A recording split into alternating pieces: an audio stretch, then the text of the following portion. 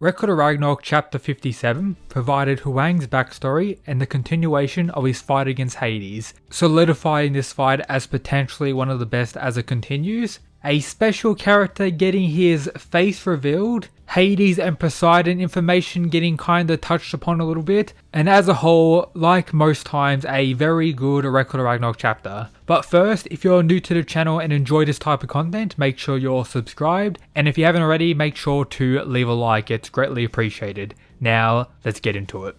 So, Qin Shi Huang's backstory involves the demon god known as Qi Yu, with the start of the chapter going over some legends associated with him, with various groups in China recognizing him as this bull with multiple arms, others a god of battle, some a god of war, but the actual truth is, it is a demon god, who, very surprisingly, permits there to be kings. In China, kings do not become kings. They were permitted to be kings by the demon god Qi Yu. As such, you should know where this is going.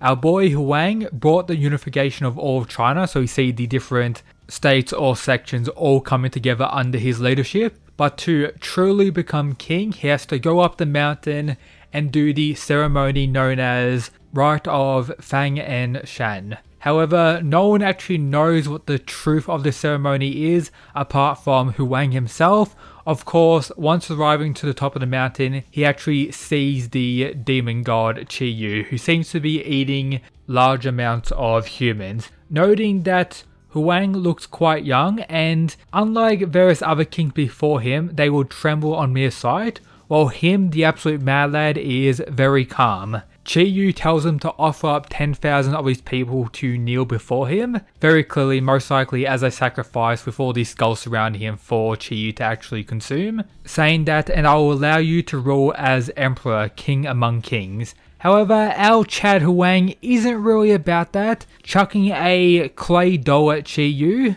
saying that his soil is the most delicious, so just mad lad energy pretty much all the way to the max as we expected from this absolute beast. Qi Yu's response is, without my divine admittance, you'll never control China. However, he doesn't approve of that, so Huang is the true emperor. He doesn't care about this demon god, calling him hideous, that he would rather choose death than kneel to him, and of course that results in their fight to start. So before Huang entered the Record of Ragnarok tournament, he's already faced a god. There's already gaining that #1 Chad title right there. All the kings before me were not kings. Just his lines as well are absolutely amazing, saying, I will defeat you and become the king where it all began. Sadly, we don't actually get to see the fight itself in this chapter, and I doubt we'll actually get to see it in the Record of Ragnarok manga, unless we get a spin-off manga for Huang at some point. But one thing to take note is Huang's pretty much wearing the same outfit he was when he was initially introduced to Record of Ragnarok, with the same little blade thing on his finger as well. Does take seems to be a martial arts stance, and the fight begins with it lasting for 6 whole days. So Huang as a human really fought this demon lord, and we see little glimpses of him like dodging it, punching it, etc. So he slowly withered it down until he actually killed the demon god Qi Yu, and at that moment the history of China passed into the hands of this man, and we see his clothes all destroyed, blood everywhere. So as a human, Huang really did kill a demon god, truly goated. And honestly, probably one of the greatest backstories we've gotten so far in Record of Ragnarok. It's not too long, it's not too complex, it's just purely badass, and if that's everything we get for him regarding his backstory, I'll be more than happy regarding that. I think that's really all we need. But now, cutting back to his fight against Hades, in chapter 56 it ended with Huang landing a direct blow on Hades, sending him flying across the arena and doing some pretty decent damage. So we had Brunhilde talking about what he did, saying the technique which he used was mastered in the midst of his battle with Qi Yu, the ultimate martial art deprived from 5 different fighting styles, so the sword, spear, armor, crossbow, and halberd, which is named Qi Yu. So while he faced Qi Yu, he pretty much learnt Qi Yu's ultimate martial art fighting style. Even more insane, does that mean he has some type of copy technique? That could be the case, or maybe he's just gifted beyond belief. And I'm very glad his fighting style turned out to be martial art based like this human weapon fighting style, with some other like enhanced characteristics like his defense based armor move he used last chapter. He uses it later in this chapter as well. It's going to be pretty cool to see what the other various moves he uses looks like throughout the fight. From there we cut to Hades and Ares, who are freaking out about what Huang just did to Hades. Thinking back to the time Ares got flexed on by Huang, saying this is the same thing that he did against him, and what sort of technique this is, with Hermes explaining that he deflected the energy of Hades' attack and then immediately sent it back to him. So one part of his martial art is the redirection kata. Watch our boy Huang pull out the full Nico style during this fight against Hades. That's going to be some insanity for us Kengan fans if that is the case. But very clearly so far a pretty overpowered move, with Hermes even saying, I don't know of any human, no, any god, who could pull off such a feat against Hades. That statement alone is, very good for our boy Huang. If he doesn't know any god who could pull something off like that against Hades, that speaks volumes to how strong Hades is compared to the other gods, and in turn with Huang actually doing this to his overall power as well. Does that include all the other fighters who have already participated in the tournament? Who knows, but yeah, pretty insane statement for our boy Huang just there, with Ares directly saying here, Hades just took his own sheer power. If you don't remember last chapter, we got this statement from Hermes saying a mere graze should be enough to kill him instantly, and that all of Hades' attacks are meant to kill.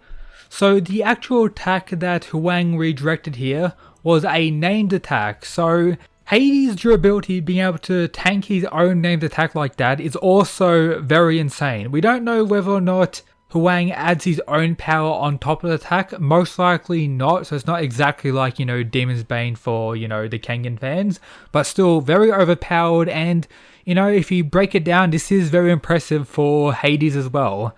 But he's able to get up, while we do see that he's bleeding, showing that he did take some considerable damage from that attack, but I do think he'll be fairly fine for a while now. Proceeding to ask Huang a question. What in your eyes makes a king?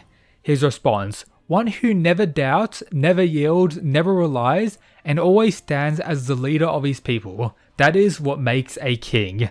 And this leaves Hades stunned, thinking back to the one and only Poseidon. But before that, we have both of them laughing.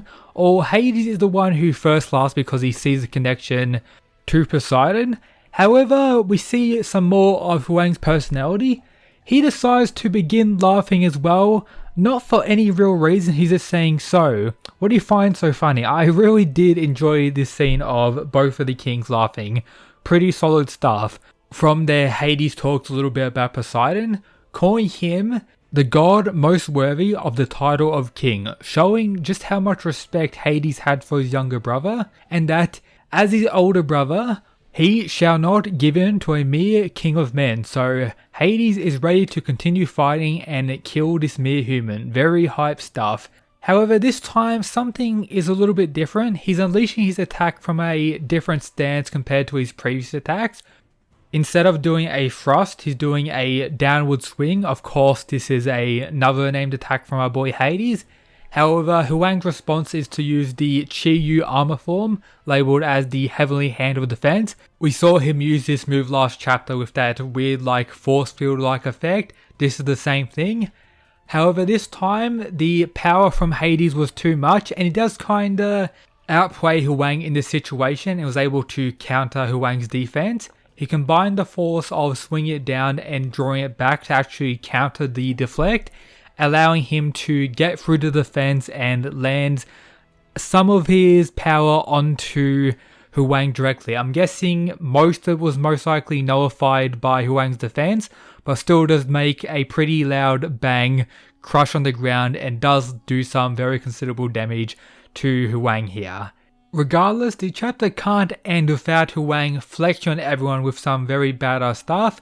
He slowly gets up with his face all bloodied, coughs up some blood so he is somewhat injured from that blow, takes off his blindfold, the moment we've all been waiting for, and I personally didn't think we'll get it in the second chapter of the fight, but I'm not complaining. He takes off and we see his face, So, many people seeing his eyes have the question, is he perhaps blind? I personally don't think so, but if it is the case, I won't be too surprised with him saying, "Shall we continue, King of the Netherworld?" Is this Huang recognizing Hades as a king due to that attack?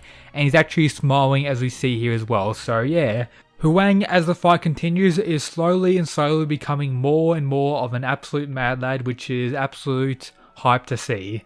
Great fight so far, great chapter, I enjoyed his backstory. I'm guessing maybe next chapter after Huang beats on Hades a little bit, we'll get more of Hades' backstory, how he's actually able to become the king of the underworld, his battle alongside his brothers against the old generation gods or something cool like that, maybe more information about his weapon, maybe more about Poseidon, who knows, but yeah, cannot wait. Sadly, it's going to be another 1 month wait. It's very painful that Record of Ragnarok is a monthly series, however, it always provides top tier chapters, just like this one. Hope you enjoyed today's video. If you did, make sure to leave a like, subscribe. If you haven't already, make sure to follow my Twitter, it'll be greatly appreciated. Join the Discord to talk more about any series I cover on the channel, or if you need chapter links whenever they drop. But yeah, hope you enjoyed. Shout out to these absolute mad lads who support the channel via the Patreon. But yep, that's it guys. Peace.